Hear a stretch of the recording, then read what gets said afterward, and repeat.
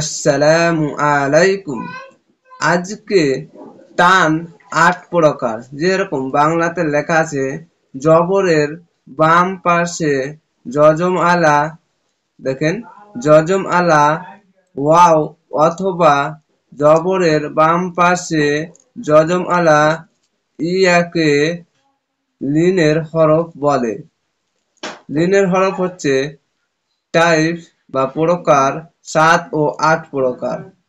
যেরকম এখানে লেখা আছে, দেখেন বা আলিফ জাবার বা, যদি বা জাবারের পর যদি আলিফ থাকে, খালি আলিফ, তাহলে এক আলিফ টান হবে। যেরকম বাংলাতে বা একার বা, আর একটি ডরব দেওয়া আছে বা।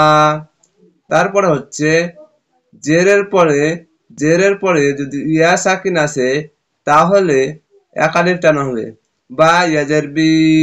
দেখেন বাংলাতে লেখা আছে বয়ের সি, আর একটি ড্রপ দেওয়া আছে বি। সেরকম পেশের পরে যদি ওয়াও সাকিন আছে, তাহলে বয়ে বয়ে ব অপেশ বু, বা অপেশ বু, ব পেশ বু, ব বা পেশ বু। সেরকমই বয়ের সু, আর এখানে একটি দাগ দেওয়া আছে, তার জন্য বু। এখানে এক আলিফ টান হবে। খারজ জাবারে এক আলিফ টান, খারজের এক আলিফ টান, আর উল্টা পেশে এক আলিফ টান। তো খারজ আবার বা, খারজ আবার বা, এই দেখেন বাংলাতে বা বা, খারজের বি, এখানে দেখেন বাংলাতে বি বা উল্টা পেশ বু, এখানেও বা পেশ বু। এক কথায় খারজ আবার খারজের এবং উল্টা পেশে এক আলিফ টান করে হবে।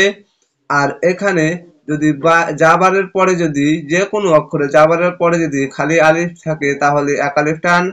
আর জেরের পরে যদি ইয়া সাকিন আছে, তাহলে এক আলিফ টান। আর পেশের পরে যদি ওয়াও সাকিন আছে, তাহলে এক আলিফ টান। তারপরে এখানে যাবার পরে ওয়াও সাকিন আসলে একটি কথা মনে রাখবেন, আয়াতের শেষে এইভাবে আসবে, তাহলে একে ৩ আলিফ টানও টানতে পারেন এবং এক আলিফ টানও টানতে পারেন। এখানেও ওরকমই, যদি আয়াতের শেষে যদি থামতে চান, তাহলে এটাই হবে এই দুরকম, এই দুইটি জিনিস। ওয়াও সাকিন আর ইয়া সাকিন যদি যাবার যদি শুধু আসে, যদি জের আসে এবং পেশ আসে, তাহলে হবে না। যদি যাবার শুধু আসে, তাহলে এক আলিফ টান হবে অথবা ৩ আলিফ টান হবে। যেরকম এটা যদি নিচে হয়ে যেত, তাহলে এটা ৩ আলিফ টান হয়ে যেত যদি থামতেন, না থামলে পরে এক আলিফ টান হয়ে পড়তে হতো। সেরকমই যদি একটি কথা মনে রাখবেন, দেখেন জেরের পরে ইয়া আছে, আর যদি এখানেও যদি এই জেরটা যদি নিচে হয়ে যেত, তাহলে এক আলিফ টান হতো। আর যদি ওয়াকফ করতেন, তাহলে ৩ আলিফ টান হতো। তো এখানে দেখেন জাবার দেওয়া আছে, তারপরে ইয়া সাকিন আছে, এখানেও ৩ আলিফ টান হবে যদি থামেন, আর এক আলিফ টানও টানতে পারেন। এটিও ওরকমই, যদি এখানে পেশ আসতো, তাহলে এক আলিফ টান হতো, আর যদি ওয়াকফ করতেন ৩ আলিফ টান হতো। তো এখানেও এক আলিফ টান হবে এবং ৩ আলিফও টান হবে, এখন যদি যাবার আছে তাও। আশা করি আপনাদেরকে বুঝাতে পেরেছি।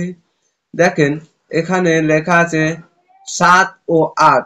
তো এখানে ৭ ও ৮ কিসের জন্য লিখেছেন, দেখেন ১ ২ ৩ ৪ ৫ ৬ ৭ ৮ ৮ প্রকার লিখেছে। এখানে ৩ আলিফও টানতে পারেন এবং এক আলিফও টানতে পারেন, তার জন্য দু রকম দিয়েছে।